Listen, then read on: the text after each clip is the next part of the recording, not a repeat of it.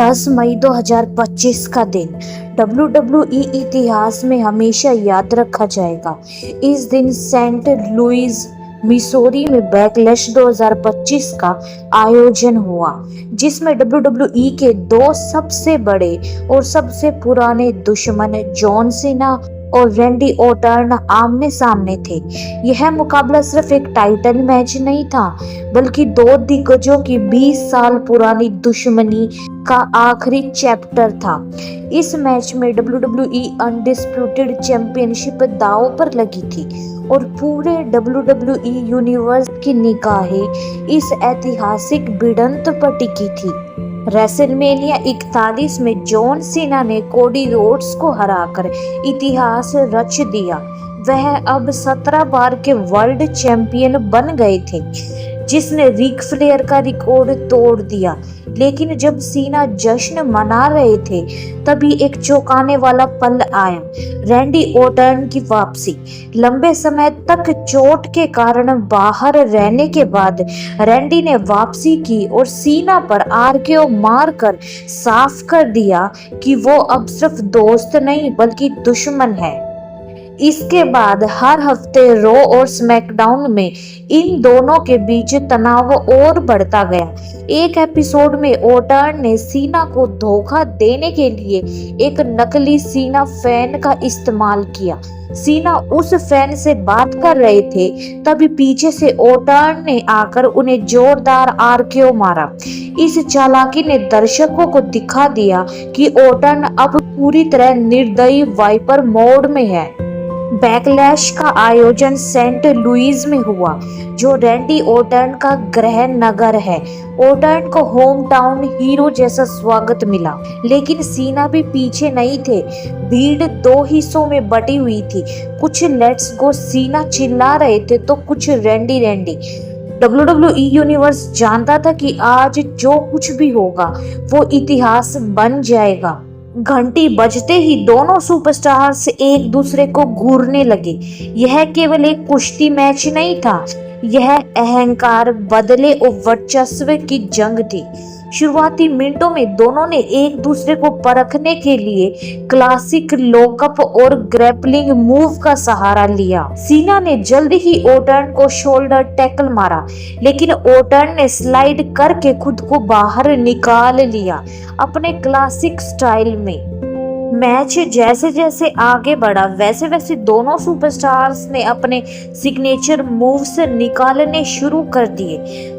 सीना ने 5 नफल शफल मारा, वहीं ऑर्टन ने DDT और सुप्लेक्स का बेहतरीन इस्तेमाल किया।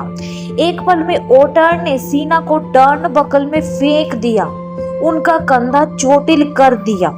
इसके बाद ऑर्टन ने उन्हें लगातार चॉप्स और रिंग रोप्स का इस्तेमाल करके थकाना शुरू किया, लेकिन जैसे ही ऑर्टन ने पिन करने की कोशिश की, सीना ने हिम्मत दिखाते हुए किक आउट कर दिया। फिर सीना ने वापसी की और एटीट्यूड एडजस्टमेंट के लिए ऑर्टन को उठाया, लेकिन ऑर्टन पीछे से उतरकर आरकेओ के लिए गए, पर सीना ने उसे काउंटर करते हुए STF लगा दिया। पूरे एरिना में खामोशी छा गई। लोग सोचने लगे, क्या ऑर्टन टैप कर देंगे?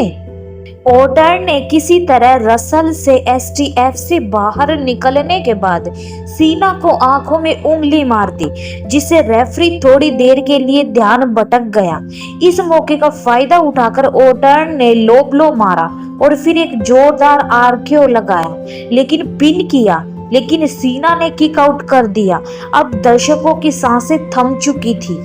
फिर सीना ने आखिरी बार पूरी ताकत लगाई। उन्होंने ऑर्टन को उठाया, एटीट्यूड एडजस्टमेंट मारा और पिन किया, लेकिन तभी रेफरी नीचे गिरा हुआ था और काउंट नहीं कर सका। सीना हड़बड़ा गए और जैसे ही उन्होंने रेफरी को उठाया, पीछे से ऑर्टन ने एक और आरकेओ मारा, लेकिन इस बार भी सीना ने किक आउट कर दिया। अंत में जब रेफरी पूरी तरह ठीक हुआ, सीना ने एक और जबरदस्त एटीट्यूड एडजस्टमेंट मारा और इस बार उन्होंने रैंडी ऑर्टन को क्लीन तरीके से हराकर अपनी अनडिस्प्यूटेड चैंपियनशिप सफलता से डिफेंड की। मैच खत्म होने के बाद दोनों सुपरस्टार्स कुछ पल तक रिंग में बैठे रहे, थके हुए लेकिन एक दूसरे के लिए सम्मान भरी निगाहें। सीना ने रैंडी की ओर देखा और सिर झुकाकर उन्हें सलाम किया। फिर उन्होंने माइक उठाया और कहा, अगर यह मेरा आखिरी बैकलैश था तो इससे बेहतर अंत नहीं हो सकता। फैंस भावुक हो गए। सीना ने अपने रिटायरमेंट टूर के संकेत दिए और कहा कि वह समर स्लैम में एक और ऐतिहासिक मैच लड़ना चाहते हैं, सीएम पंक के खिलाफ। बैकलैश 2025 का यह मैच सिर्फ एक मुकाबला नहीं था, बल्कि WWE की दो सबसे आइकॉनिक हस्तियों की कहानी का अंतिम अध्याय था।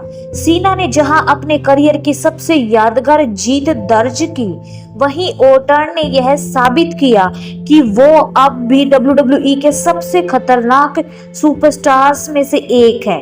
यह मुकाबला वर्षों तक WWE यूनिवर्स के दिलों में गूंजता रहेगा। एक ऐसी लड़ाई जो केवल रिंग में नहीं, बल्कि दिलों में लड़ी गई थी।